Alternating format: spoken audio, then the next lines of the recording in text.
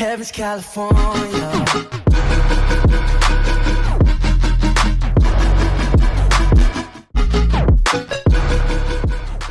Yo guys, what is going on? Welcome back to another video, and today we're going to be discussing all the talk about the Manchester United Sevilla game at Old Trafford last night. Manchester United walking away with a 2-1 defeat and being dumped out of the Champions League.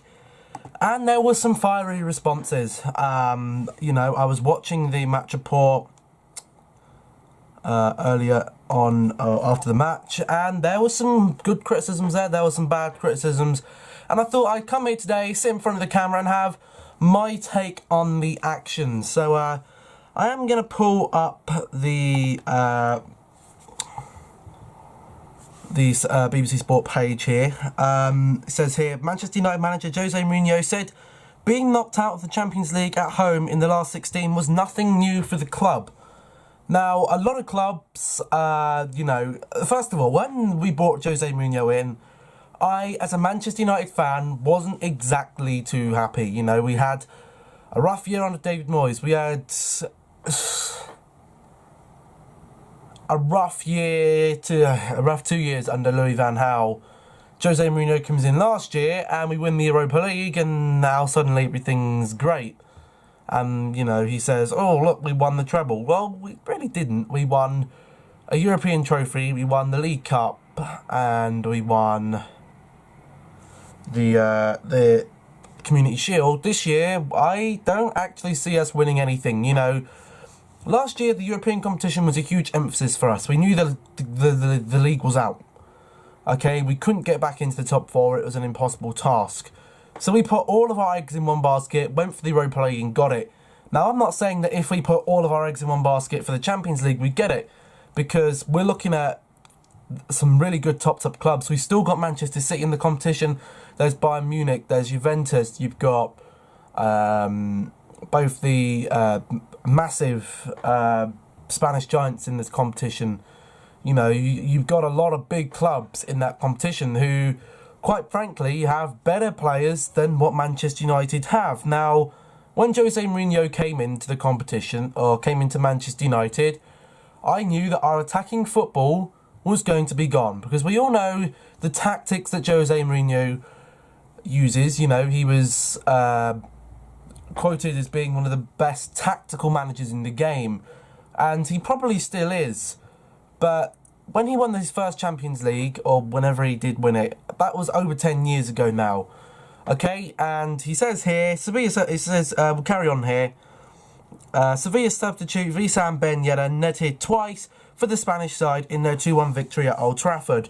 Now, I was a little bit confused with the team lineup last night. You know, we were playing that 4-2-3-1 again. We had Matic and Fellaini come into the back line. Let's actually, if I can pull up the or if I can pull up the team here, we might actually have to pop over to Sky Sports. Hold on 1 second here. Where are we at?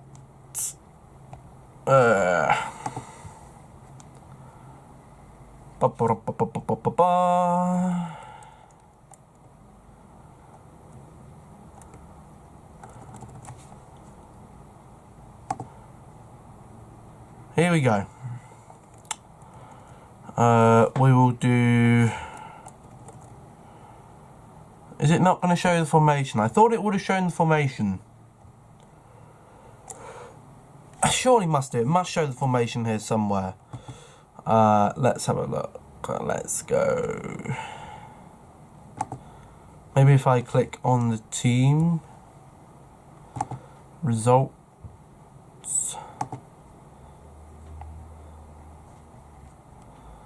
Teams. Okay, here we go. So the team we started with seemed a little bit thrown together. Now, the team we had currently, let me just open this up in a new tab. I'm going to compare the team to what we played at Liverpool, where we had a pretty good first half. Okay, first half against Liverpool, Manchester United were, well, they came out and they played very, very well.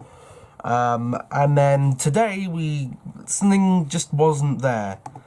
You know, something was missing. So against Liverpool, we fielded, the back line was untouched, okay? We still had De Gea, Valencia, Bailly, Smalling and Young. It was then the middle two which confused me a little. We had Matic, yeah, great, we love Matic. And we had McTominay in on against Liverpool, and I like McTominay. I think he's going to be quite a nice little player there. And then we come up against Sevilla, which is a more important game. Yesterday, and we had players who maybe would have been better there. We could have put Herrera there, but he didn't have the game time. We could have put McTominay. We could have even put Mata there. We could have put Lingard there. We could have put Pogba there.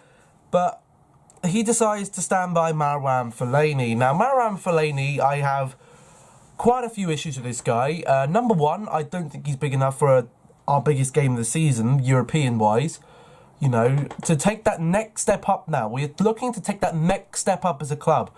You know, we've shown this season, yes, we can finish in the top four.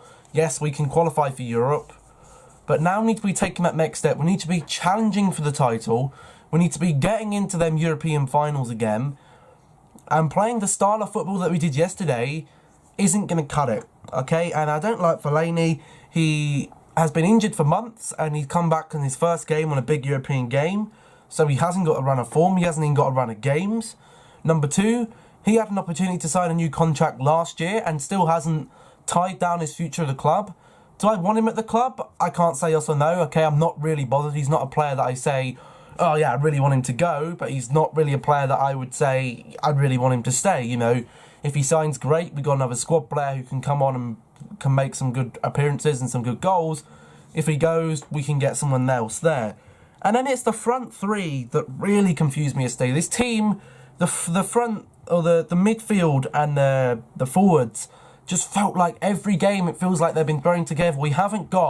He still hasn't found in nearly 2 years in manager, he hasn't found that front four with the two midfield behind him or behind them that helps. You know, do we play the front four, and then really Pogba really doesn't really get to play, you know, because Pogba, he needs Matic behind him and then another midfielder next to him. You know, Matic at defensive midfield, then two centre mids, and then we're going to have a striker and two wingers. Would that work over maybe, you know, the Pogba would naturally drift into that higher centre mid role? Then you might have someone like McTominay who is in that more central mid role. Then you have someone like Matic who's maybe further behind. But the United fans have a point, you know, they deserve to be angry, you know, because this front four just didn't make any sense. We got Rashford on the right-hand side. He's not a right-hand-sided player. We've got Lingard down the middle. Hasn't started down the middle in a while. We've got Sanchez on the left, who really has had no such sign of his quality or form from Arsenal. Then we've got Lukaku up top, who will struggle to score goals when he's not given the opportunity to do so. And yes, he squandered a few yesterday, but nobody's going to score every single shot they get, okay? It's just unhuman-like. You know, compared to the front four we went with against Liverpool, that was Mata on the right-hand side. Okay, maybe not the best, but he can play there. Sanchez down the middle, Rashford on the left, and Lukaku on the ST. And it just didn't really make any sense why he put that team together. You know, why did we not play similarly to how we played against Liverpool? We played aggressive, we played with a physical presence, we got 2 goals. Then you can say, okay, maybe we need to do that. We need to play a bit more defensively. Now, we came into this tie under massive pressure. We went to Sevilla. Sevilla are a very good team. Maybe we underestimated them. You know, they've won the Europa League, apart from last season, the last 2 seasons, the last 2 times. You know, so they were a very good team on paper, and they have dangerous players that obviously we haven't acquainted for. Now, he said, we'll continue reading the article or the page here. Since losing the 2011 final, Manchester United have only reached the quarter-finals once, losing to Bayern Munich in 2014. I remember watching that game, wasn't the best. Jose Mourinho said, I don't think the performance was bad. I don't have regrets. I did my best. The players did their best. We tried, we lost, and that is football. You see, I just don't think that's acceptable from the manager The way Jose Mourinho works within a football club is it's never his fault. Okay, he'll always pass the buck. He'll always say, "Oh, it's this person's fault," or "We got screwed by the referees." You know, he'll never say, "You know what? I got it wrong tonight. I got it wrong." And maybe for the fans and the players, if he came out and said, "You know what? I'll put my hands up. I didn't get the team right.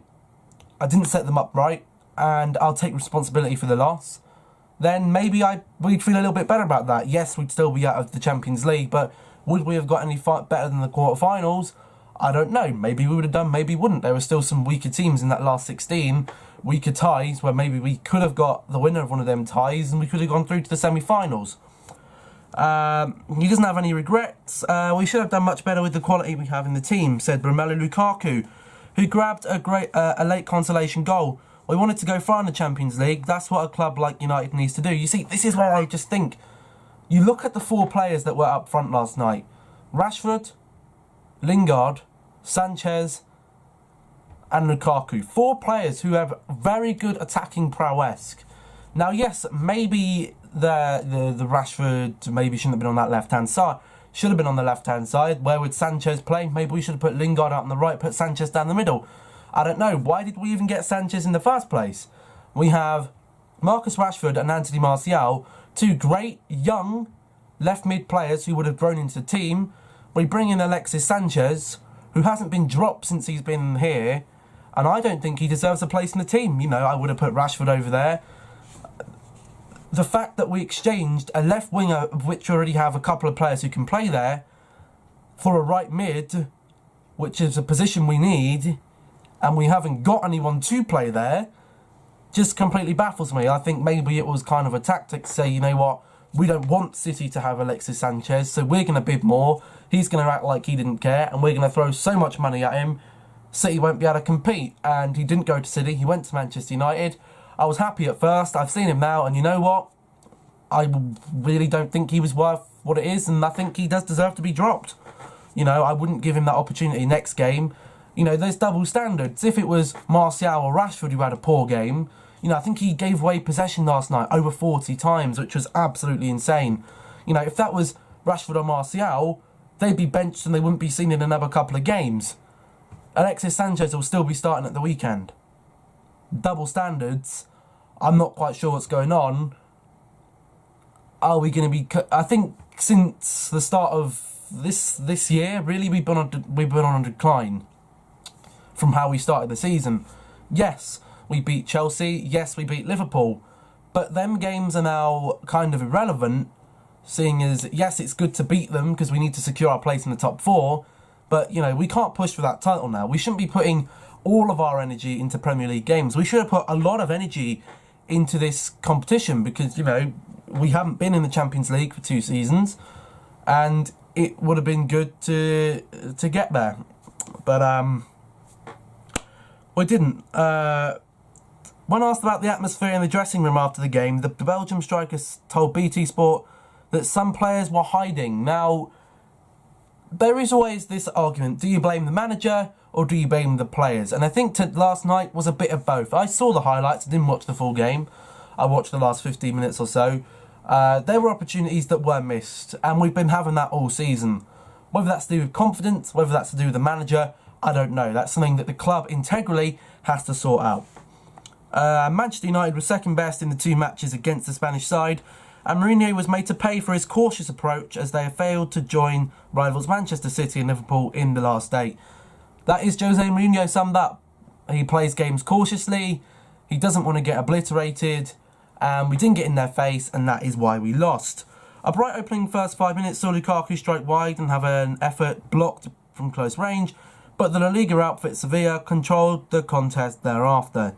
Mourinho said, I've sat in this chair twice in the Champions League after knocking out Manchester United in the last 16 at home at Old Trafford. In this chair with Porto in 2004 and Real Madrid in 2013, they are out both times. It's not something that's new for the club. You see, I just don't see how he can get away with saying this. You know, you're the manager of this club. Why would you need to bring up the Porto and Real Madrid? You know, that's irrelevant to what this is.